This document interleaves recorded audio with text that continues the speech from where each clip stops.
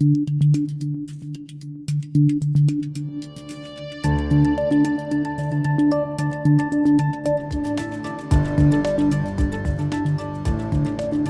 everyone, my name is Anastasiia Lapatina and you're watching This Week in Ukraine, a video podcast from the Kyiv Independent. Every week, I sit down with one of my newsroom colleagues to dive into Ukraine's most pressing issues. And this time we're talking about the incursion in Belgorod Oblast by Russian volunteer soldiers who fight on the side of Ukraine. I'm joined by Kyiv Independent senior editor Oleksiy Sorokin. Oleksiy, welcome to the show. Thank you for having me. So, Oleksiy, on Monday afternoon, images and videos appeared online showing what looked like Russian volunteer units that fight for Ukraine breaching the Russian border and basically entering into Russia's Belgorod Oblast. We now know that it wasn't a fake, that operation actually did happen, so tell us, where did the story start? Well, if we're talking about the events that happened on Monday, then it all started at night when there were reports of a Russian border post being attacked. After which, around 9 a.m. Kyiv time, we saw unknown men cross the border and start fighting inside Russia. Also, there were several videos published by what they call themselves the Free Russia Legion and the Russian Volunteer Corps. They said that they're bringing basically the fight back to Russia, that they're back in Russian territory. They specifically mentioned that they're Russian citizens fighting on the side of Ukraine. And after that, all journalists covering Ukraine were trying to figure out who those people were and what was the goal of this operation. I think it's safe to say that, yes, this operation happened and those people did cross the border. The goals of this operation is still being kind of discussed in Ukraine and in the West, but that the fact that this happened is, we know that it's actually an event that happened, yes. And is that still ongoing? For how long did these events unfold? There were explosions, maybe somebody died, was injured? Well, what we know now is this looks, from the military standpoint, this looks like a raid, meaning that it had to be short in time. The people who crossed the border, they definitely relied on their own provision. There were no supply lines, meaning that they could sustain themselves somewhere from a day to 3 days max. What we see right now is they crossed back into Ukraine, and this operation, if we want to call it, I think it's over. But looking at what happened, I'm pretty sure that it's not the last time we see this sort of operation. And so how far into Russia did they actually manage to go? Well, if you read Twitter, then 150 kilometers, but in reality, it was actually around 4 to 5 kilometers. The city that they targeted, Belgorod, it's 7 kilometers from the Ukrainian border. So it's not a really big distance, right?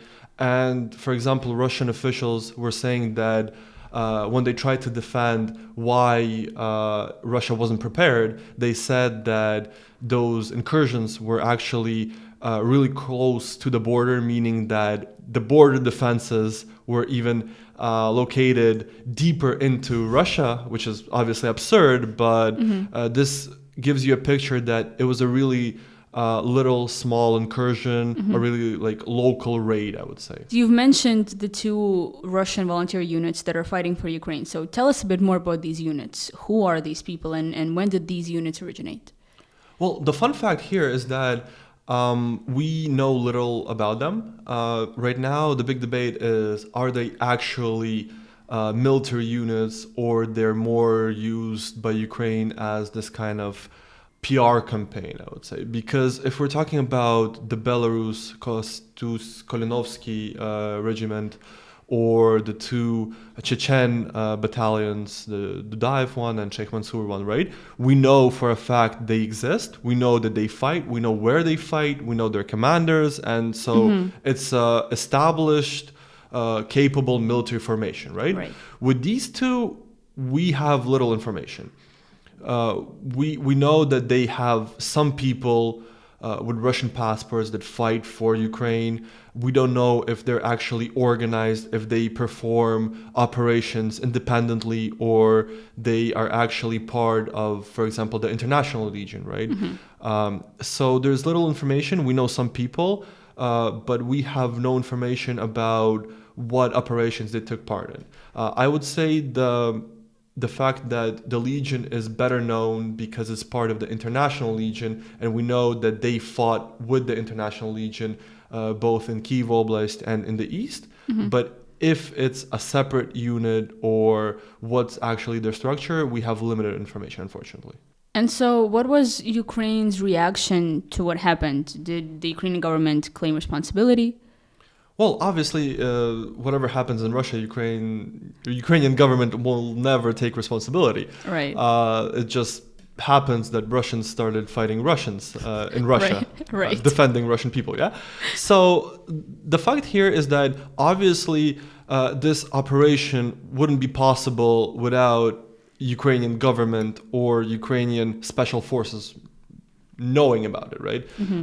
If we're talking about the Ukrainian military, it's an organized formation. There's no rogue Russian units running around Kharkiv Oblast and trying to enter Russia, right? It's impossible. So the strategy here is for Ukraine apparently to assist those units, but deny any responsibility of bringing the fight into Russia. I would say that maximum that the Ukrainian government went is to say that Ukraine is supporting a demilitarized buffer zone between Ukraine and Russia. That's what the military intelligence said. Obviously, it was more of a gag than an official statement. We know that Budanov is really talkative about events in Russia happening, the Crimean Bridge, the drone strikes, right? But I would not consider it an official Ukrainian position. Do we know any of the soldiers who actually fight in these formations, who they are? It's interesting that the people fighting in those two technically separate divisions are really, really different. If we try to identify those who were caught on video or who speak on behalf of the Free Russia Legion and the Volunteer Corps.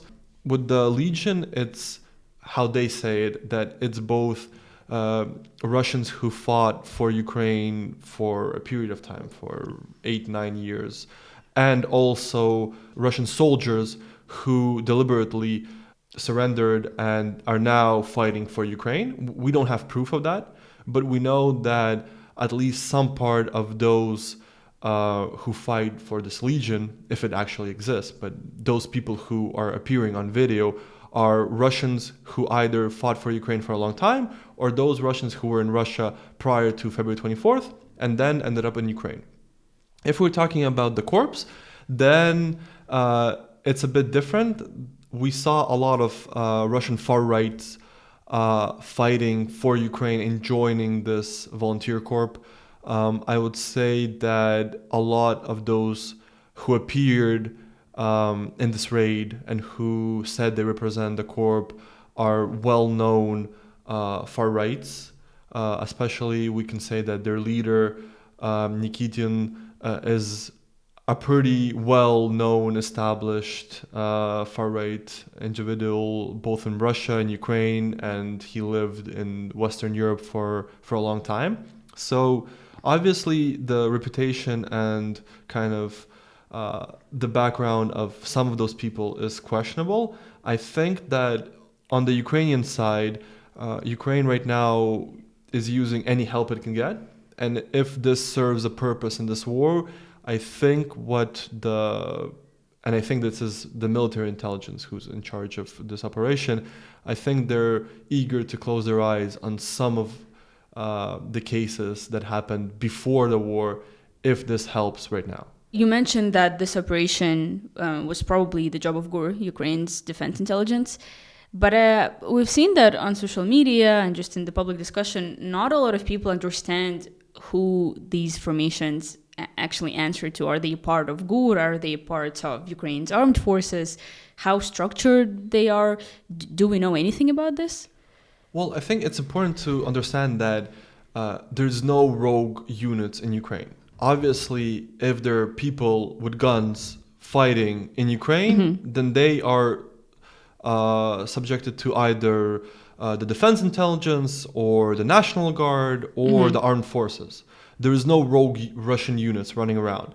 The confusing part here is that because those units are so secretive, we don't know if they actually exist. We know that those people who took part in this operation, they exist and they fight for Ukraine, and most likely they are coordinated by the defense intelligence, because those operations, especially inside Russia, they look like it's a signature move of the defense intelligence, of and special that's something, forces. or special forces. It looks like something that the units that are working with Budanov would do.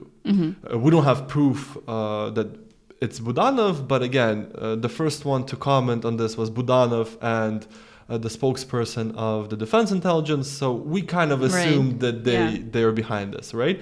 The problem here is that we don't know if there's actually this Free Russia unit fighting for Ukraine. We know there are people who represent this so-called Free Russia unit, but in theory, we only saw those people in PR stunts. We saw them in Irpin when they signed this joint declaration of all Russians fighting for Ukraine. We saw them in videos, and we saw them in military operations in Belgorod Oblast. But the problem here is that we don't know about their military operations together with Ukrainian forces in the east or Kyiv Oblast. So they are definitely fighting for Ukraine, but this structure is yet unknown. So there's an option, and a lot of people are pointing to this, that this might be Russian citizens who fight for Ukraine and who are coordinated by the defense intelligence into special operations like this. Do we know what was the purpose of this operation in Belgorod, according to the Ukrainian government or some leaks, or maybe the Russian formations themselves?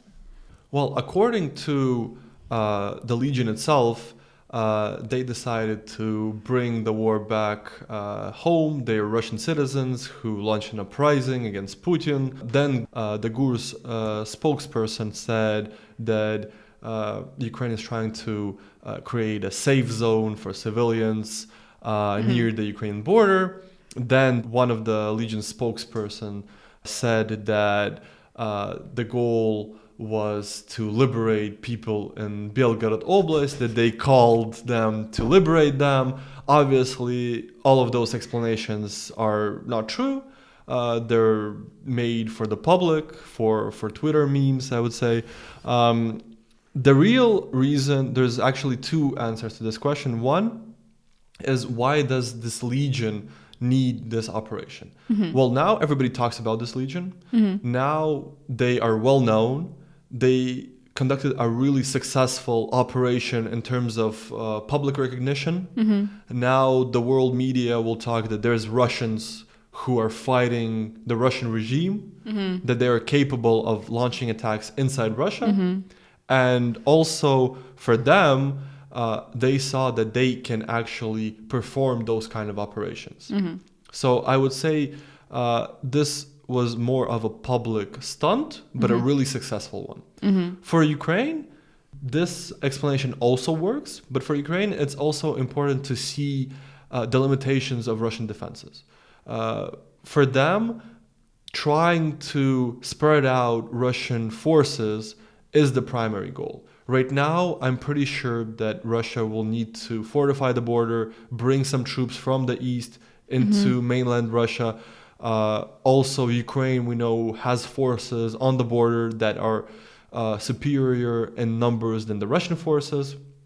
Ukraine showed that it's not afraid to take the war inside Russia. And so for Ukraine, this was kind of a test operation, and I'm pretty sure that more operations like this will follow. The main reasoning being that while Russia has to defend Belgorod, Bryansk, Voronezh Oblast, they're easy to strike in the east of Ukraine. And how has Russia reacted to this operation? Well, Russia also had mixed statements.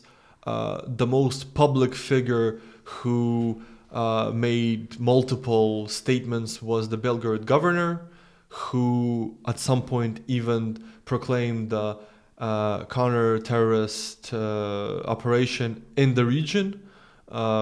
This was pretty big news because basically one of Russia's regions was in a state of emergency, a military emergency. And that's also good PR for Ukraine. But we had several comments from Peskov, the press sec of the Kremlin, who said that Putin will be briefed on this operation. Mm-hmm. Obviously, from what we saw from official Russian sources and also from Russian Telegram channels, they didn't expect this. This is something that Russia didn't think Ukraine would do. I think here helped the statements that Ukraine promised not to use Western weapons in mainland Russia. Also, the Western comments that Western weapons are not to be used in Russia. So I think for many Russians, they actually thought that Ukraine will keep all the fighting only inside the international recognized borders of Ukraine, which now we see that no. You mentioned America asking Ukraine not to use Western weapons in Russia to attack Russia, as if that's not at all what happened. So in this operation, do we know if American weapons were used? Well, according to photos and videos, we saw those Russian Volunteer Corps and the Free Russia Legion, that they used Western weapons. They actually used Max Pro armored vehicles. So yes, I would say that Western weapons were probably used in this operation. Do we know if the West gave a hard time to Ukrainian officials about this? No, we don't have this information. Publicly, the US was more calm, saying that it's up to Ukraine to perform any kind of defensive operations that will help liberate Ukrainian territories. So I think that the US probably doesn't like it, but it's not a game changer. I don't think that the US will stop helping Ukraine because of this one incident. Mm-hmm. This incident in Belgorod was extremely public and everyone talks about it, but this isn't actually the first time that these Russian formations have done something like this with incursions through the border. There was a similar but much less public incident back in March, right? Yes, this is not the first time this happens. The pilot episode of this was on March 2nd when the Russian Volunteer Corps entered Bryansk Oblast. It was a really limited raid. It took place for about several hours. Mostly it was also public, where the Russian freedom fighting troops took pictures and the border crossing and entered one village right on the border. It probably was a test operation, meaning to see first the Russian reaction, the Russian defenses, and the Western reaction. And this one, I would say it was prepared better. I think a lot of time was put into performing this massive operation and entering several villages and basically keeping the attention for over a day, I would say. Let's talk a little bit about kind of the narratives and the messaging around both of these operations, because the fighters carry this flag which says Belgorod's People's Republic, and they're not doing that for no reason. They're mocking what happened in Donbass, right? They're mocking kind of Russia's approach to annexing Ukrainian territory. Well, and yes and no. I think that the messaging here is different because those Russian units, they are not kind of trying to proclaim an independent Belgorod Republic. They are actually aiming at Moscow. So I think here the main message they're sending is that we'll get you, we'll try to come and take Moscow, take power in Russia. We're trying to show Russians that that you have to rise up and take arms. Obviously, it's not working and probably it won't work, but this messaging is trying to scare the Kremlin, right? The parallel here is obvious, and obviously a lot of Ukrainian troops and Russian troops fighting for Ukraine are mocking this so-called People Republics because everybody in Ukraine knew that it's a Russian project backed by Russian military. In Donbass. In Donbass, yes. The problem here is that for years, Western media, Western officials were kind of leaning towards, yes, we know that Russia is backing them, but maybe there is actually separatism, maybe there is locals who are fighting for independence, which wasn't true because we know that there was no separatist movements in Donetsk and Lugansk prior to Russian army coming and taking people hostage, basically. So yes, obviously they're going to mock this, and if we read even Ukrainian official accounts, then they're really happy this happened in Belgorod because this is a sort of not payback, but this is giving Russia their own medicine, meaning that one of the Russian regions has this fake separatist problem, which is obviously created by a foreign power. Another interesting parallel here that many Ukrainians are so taking advantage of on social media now is that Belgorod actually very briefly used to be a part of Ukraine, right? So, well, the fun fact obviously is that under Hetman Skoropadsky in 1918, from April to December, Belgorod was technically part of the Ukraine's People's Republic, actually then called the Ukrainian state. But right now, it's mostly memes in a sense that Ukraine is fighting to liberate its territory, and any operation, even inside mainland Russia, has the only purpose is to liberate Ukrainian territory, right? Yeah. For example, a lot of Russian pro-war Telegram channels were saying that this operation is used to move our attention from Bakhmut, where Ukrainian troops had to pull out of the city. But I would say that, first of all, this operation was probably planned way in advance. And second of all, I think that this operation is partially even more important than Bakhmut in a sense that showing that Ukraine can strike inside Russia and that there are troops that are eager to cross the border in Bryansk, in Belgorod Oblast, will definitely put Russian troops and Russian leadership in a really, really bad position. Because now you have to defend not only the front line in eastern and southern Ukraine, you have to defend the border, because we saw it's not defended. If Ukraine decide to actually throw a full-scale military operation, then the result will be way different, right?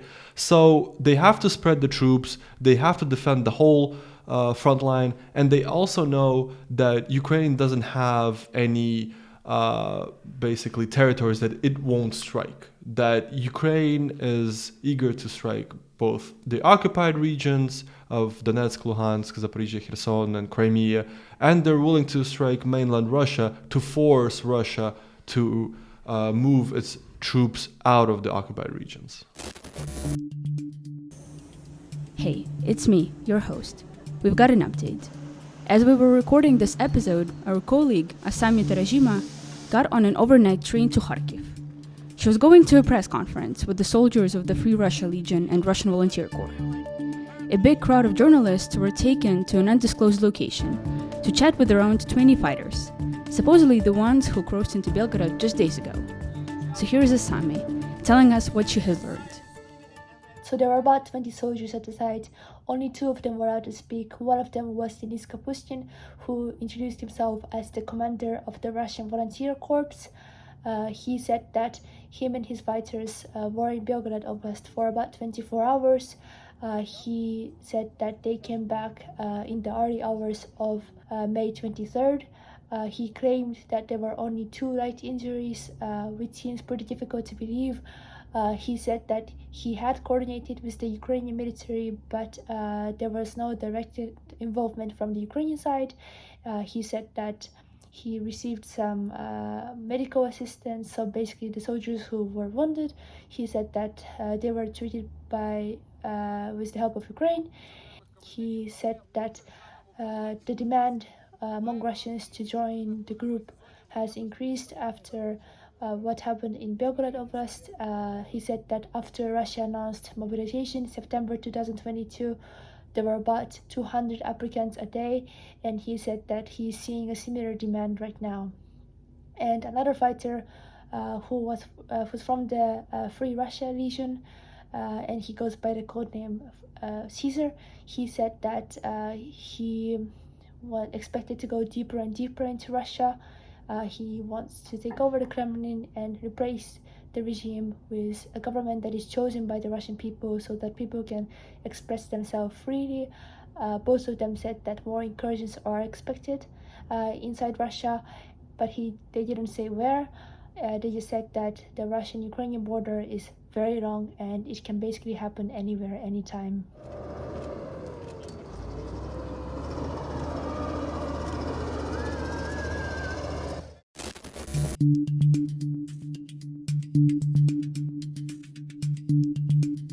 We're now going to be moving to some questions that we got from our supporters on Patreon.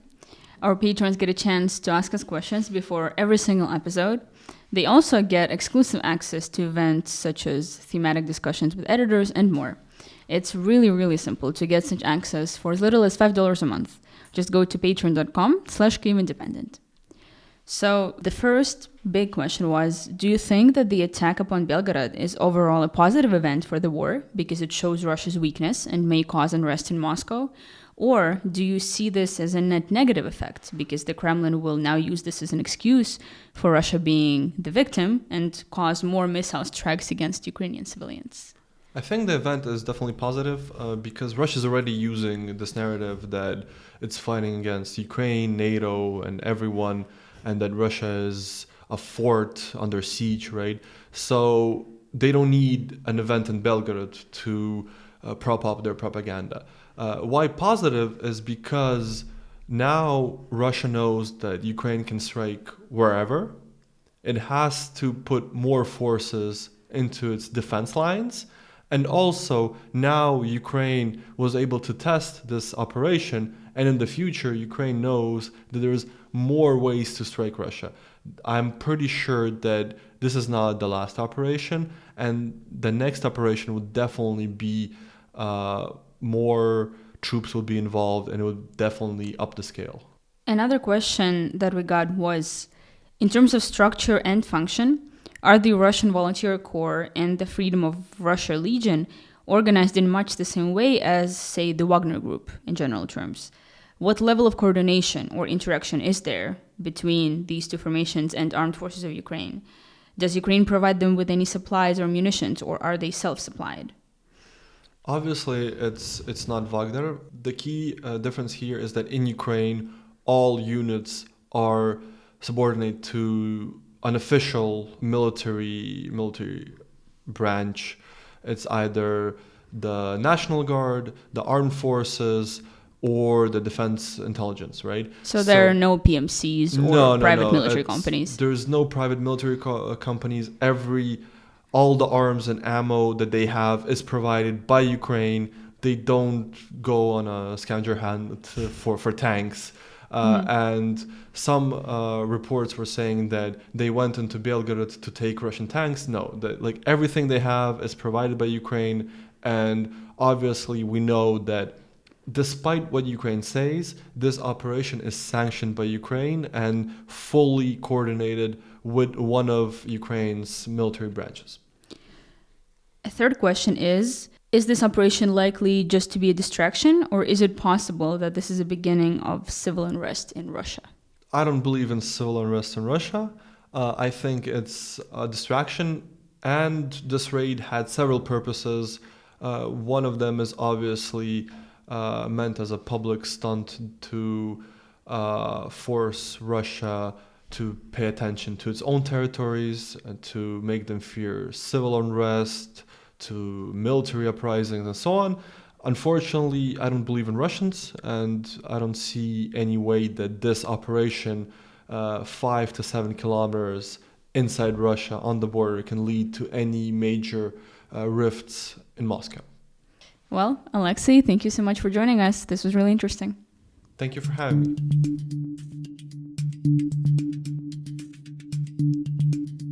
Also this week, Ukrainian military intelligence chief Kirill Budanov said in an interview with the Japan Broadcasting Corporation on May 23rd that Ukraine already has enough weapons and that the long-awaited counteroffensive would begin, quote, soon. The US State Department said that giving Ukraine the F-16 jets and providing training for Ukrainian pilots remains, quote, a priority. At the same time, Ukraine's Air Force said that there were already preparations underway to begin the training of pilots.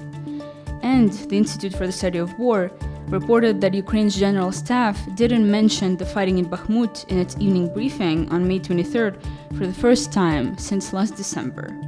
This comes amid reports of Wagner taking Bakhmut entirely as of May 21st. On that same day, May 21st, commander of Ukraine's land forces, Oleksiy Sorokin, also said that Ukrainian troops kept advancing on the flanks and are approaching, quote, a tactical encirclement of Bakhmut.